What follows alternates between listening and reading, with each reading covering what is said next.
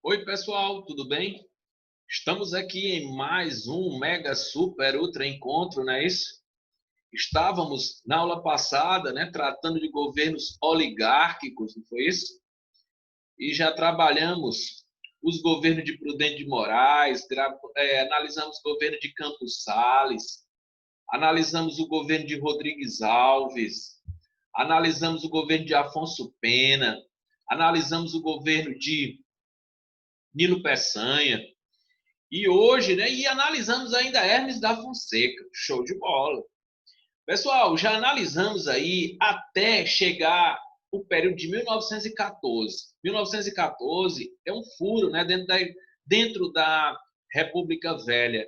Por que, Marcos André, você chama de um furo? Porque nós vamos ter mudanças radicais devido à eclosão de uma grande guerra na Europa, denominada de Primeira Guerra Mundial. Show de bola. Mas para me chegar na Primeira Guerra Mundial, preciso retroceder um pouco. Por quê, professor? Porque eu falei dos governadores, falei dos presidentes. E eu fiquei de falar para vocês sobre movimentos sociais na República Velha.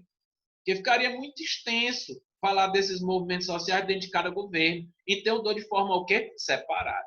Show de bola. Pessoal, esses movimentos eles vão acontecer tanto no meio rural quanto no meio urbano. Os primeiros movimentos que nós vamos conhecer são no meio rural. E os principais fatores que estão relacionados a esses movimentos no meio rural são concentração fundiária. Nossa, um problema eterno do cenário brasileiro. Por quê, professor? Porque se você parar para analisar, desde as capitanias hereditárias, desde o primeiro momento da ocupação portuguesa com a instalação das capitanias hereditárias, foi um projeto que já resultou numa grande desigualdade social e, logicamente, né, na concentração fundiária nas mãos de poucas pessoas. Show. Qual o resultado disso? Péssimas condições de vida e de trabalho, porque a grande maior parte da população sem acesso à terra, sem acesso ao lar. E lógico, né, gente, por conta da legislação trabalhista, que ela fora, de certa forma, nos primeiros anos da República Brasileira, ela agiu ainda de forma, vamos chamar, vamos dizer, pequenina. Professor, por quê? Porque se você for parar para analisar, ela era quase inexistente. Por quê, professor? Porque sem uma legislação realmente financiada pelo governo federal, fiscalizada pelo governo, os empresários, os latifundiários faziam aquilo que bem queriam com os empregados. Outro fator preponderante é o desemprego, o emprego temporário. O desemprego é uma das grandes mazelas, né, gente, do nosso cenário. Geralmente, o desemprego ele é resultado também da falta de qualificação dos operários.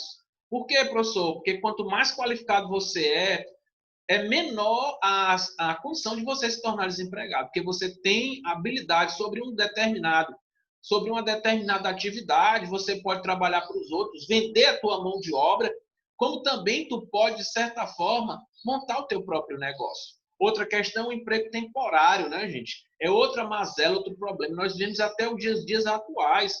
Por exemplo, muita gente do Nordeste sai para a região Sudeste em determinados meses do ano para o corte de cana-de-açúcar. Disputas políticas entre as famílias de grandes coronéis, outro fator importante, viu, gente, é que, principalmente dentro da República Velha. Por que, professor, disputas políticas? Porque famílias que se achavam empoderadas, elas vão começar a disputar comando e poder. E isso, de certa forma, era muito perigoso para o governo, porque eles se tornavam fortes demais. Então, de vez em quando, deveria haver uma alternância, como nós vamos ver posteriormente.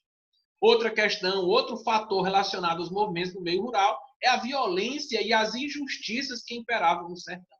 Fator decisivo, né, gente? Fator importante isso aí. É aquilo que eu mencionei para vocês. Os coronéis tinham um amplo, grande poder. E esse amplo poder, quando se via ameaçado por uma revolta popular, quando eles viam alguém, de certa forma, espalhando combustível para que uma insurreição acontecesse, eles eliminavam o mais rápido possível. Outra questão importante, outro fator foi o fervor religioso. principalmente no caso de Canudos e de Contestado. Show de bola. Pessoal, analisamos os fatores relacionados aos movimentos sociais no meio rural, na República Velha, e nós vamos analisar agora os principais movimentos rurais do período. Professor, que movimentos são esses? Canudos, Contestado, Cangaço. Vou te colocar aí em 3, viu, gente? Em 3 movimentos agora. E o primeiro deles, que nós vamos analisar, é a revolta de Canudos. Aconteceu, né, gente, no Arraial de Belo Monte. O local, né, gente, é na região da Bahia, correto? Show de bola?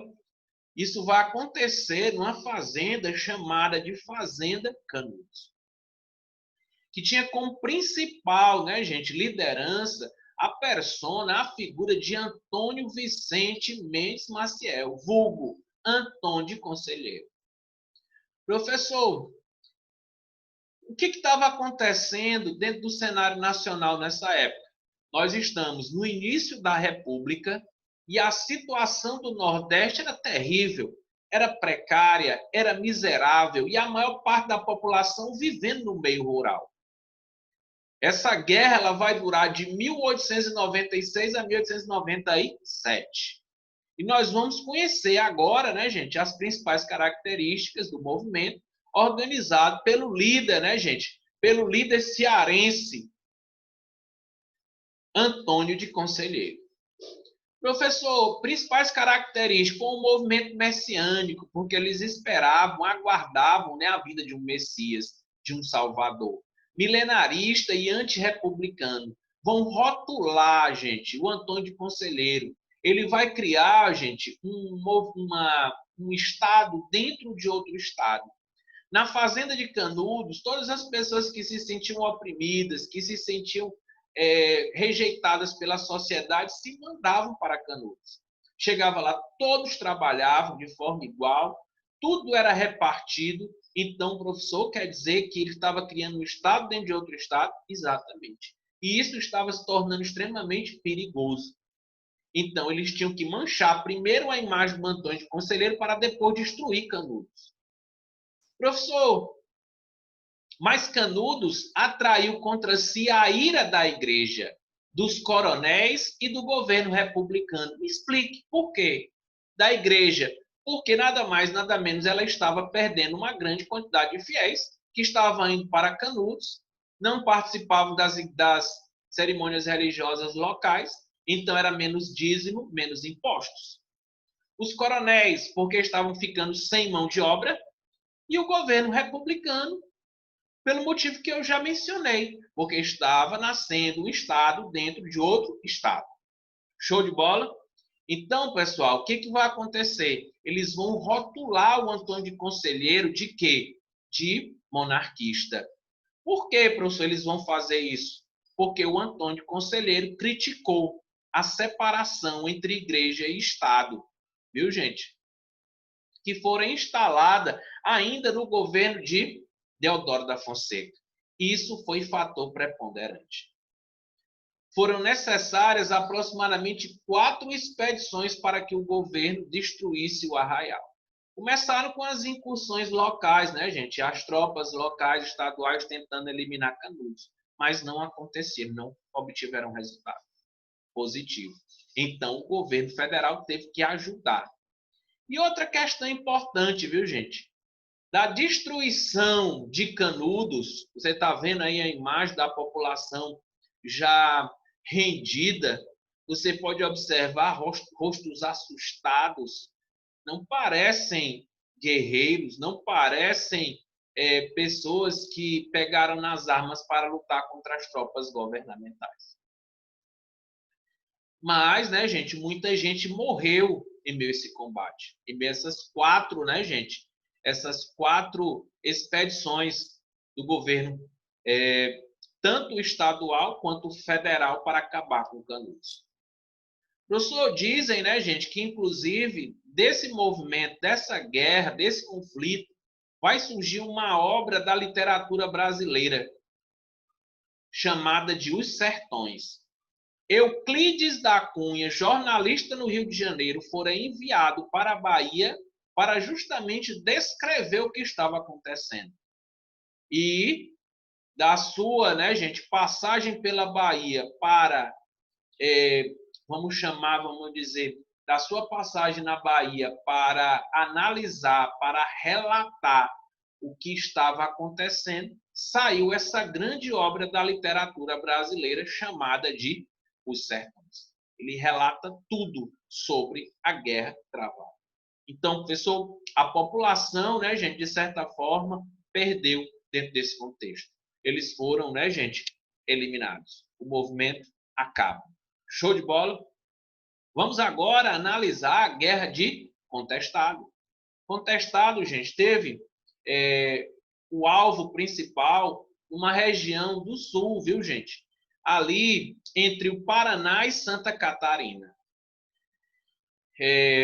E o que estava acontecendo, né, gente? Foi uma área disputada, né, gente, por esses dois estados. Mas eu vou te analisar isso de uma forma bem sucinta.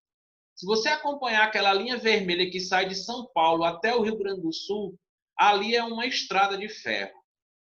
Uma estrada de ferro que quando os trilhos, ou na construção desses trilhos, chegam em Contestado, o que vai acontecer? O governo, mais uma vez, peca, erra, não quer indenizar a população local, retira-os dos seus lares e quer que os trilhos passem a todo vapor.